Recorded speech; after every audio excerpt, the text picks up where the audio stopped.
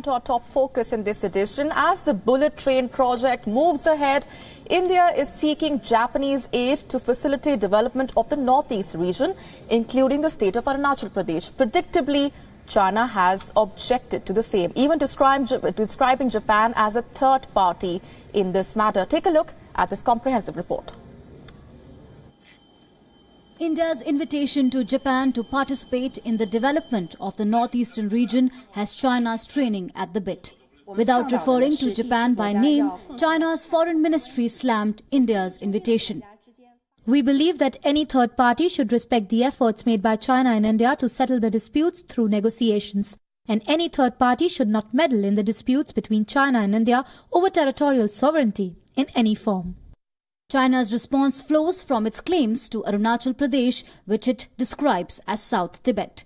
More specifically, it is reiterating an old claim to the monastic town of Tawang. India's invitation to Japan is part of its Act East policy, where it seeks to build linkages between the northeast and the region on its borders, meaning Myanmar, which is seen as India's physical link to the booming ASEAN community. Japan could bring technology and funding to help build the physical infrastructure. In the recent years, India has moved to shore up connectivity within the region and with mainland China. Highways and railways are seen as the key to speedy development. It will also help facilitate the speedy movement of troops of Chinese aggression. Also recall the visit of the Dalai Lama there recently. It was a signal to China that no matter what Beijing may claim, the northeast, including Arunachal Pradesh, will be forever India. Bureau Report, WION. All right, let's go straight across to our guest joining us on this edition from Hong Kong, Andrew K.P. Leung, who is an international and independent strategist. Appreciate you joining us here on WION. First up, what do you make of that reaction that came in from the Chinese Foreign Ministry spokesperson? Do you perceive that the bonhomie between India and Japan has China worried or in fact rattled? Well, the reaction can be expected because there are, of course, the territorial disputes, but at the back of it all is a much bigger picture because China's leading strategy at the moment is the One Belt, One Road. The One Belt, One Road is potentially 12 times as large as the Marshall Plan. And it covers, of course, not only Southeast Asia, but also stretches across the Indian Ocean to Africa and then to the Mediterranean, and then through the economic belt, which of course includes the China-Pakistan economic corridor. But that's not the only thing, and it covers Central Asia all the way to Europe.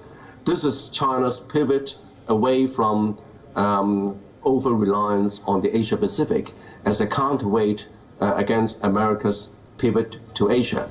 And of course, the Asia-Pacific is of course very important to China in terms of the conduit of its economic lifeblood, energy, trade, and so on. But as far as India is concerned, India is seen as by China, and the other way around as well. China seeing India seeing China as well as a kind of rival in the geopolitical space. So while the One Belt, One Road is going on, again, the United States is teaming up with its allies, for example, Australia, and Japan, and of course, to a certain extent, India, as a way to counteract China's influence. So the relationship between India and Japan fits into this geopolitical dynamics.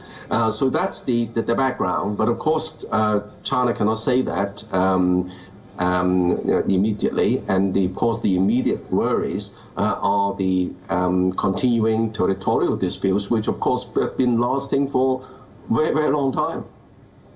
Andrew, let's take a closer look at the Arunachal Pradesh claim, and what really has China worried here is the fact that there seems to be growing cooperation between India and Japan, specifically for the development of the northeastern region, including Arunachal Pradesh. The Chinese Foreign Ministry spokesperson there saying that Japan should not meddle into these issues as it is a third party. Shouldn't China introspect and really look at where all it is actually a third party but meddling in other countries' affairs?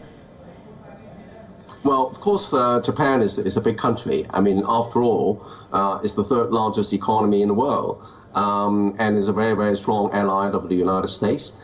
And Japan has continuing territorial disputes over the so-called Shikoku or Diaoyu Islands with China in the South China Sea. So the involvement of Japan in border disputes in areas with potential disputes with India, of course, complicates the matter for China. And actually, China doesn't want that. But I think that this is the reality of the geopolitical dynamics which I've described. It's natural that as China grows more influential, even though the growth is it can be regarded as benign in some quarters, you can't have reality of a maybe a 100-ton panda without sort of threatening its neighbors. So it's only a natural. It's a natural development. Now I think China understands that, but of course.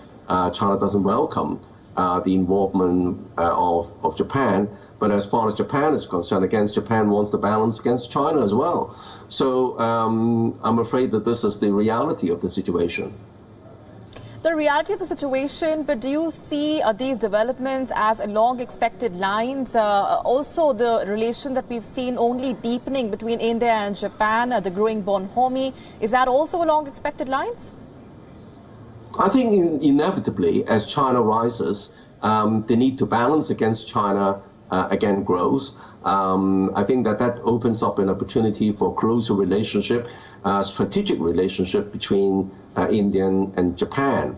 But of course, China's influence is not limited there. As I said, the One Belt One Road basically is being targeted.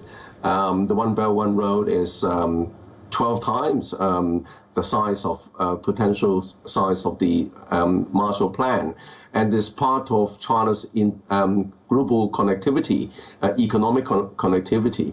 If you look at any products now, even though they are not marked "Make in China," China's embedded in it somewhere, either in terms of materials or labor or logistics, or even more recently finance. I mean, this is again a global phenomenon, because the whole world is much more interconnected. But then the incident, this engagement between the partnership between India and Japan and some of the allies of the United States in the South China Sea, again, reflects this changing dynamics. And I think that the rise of China is an emerging reality which has to be managed carefully by sides, particularly of course, between China and the United States as the two leading contenders in this world geopolitical game.